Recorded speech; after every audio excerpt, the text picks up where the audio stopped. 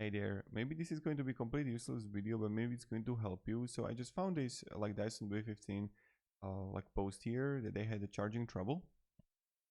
And yes, what you can try to do is try different outlet, then look if everything is like, if you don't have any dirt on the connectors where it's charging. But if nothing that works, you tried everything and it's still not working. So what you can try to do, and this is something that they did, is that I ended up contacting them last year when it stopped working, and then they sent me a new one. The process was super easy, and the new battery is still working super well to this day. So if it's not indicating anything, that you're gonna put it right there. Maybe you have just faulty battery, just the battery stopped working.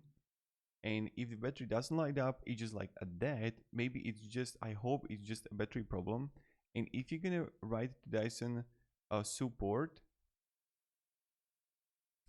and you're gonna go on Dyson.com official store, you can like chat with them on the bottom right, right? Look here. So we would just like write with them or even call them to share with them what issue you have.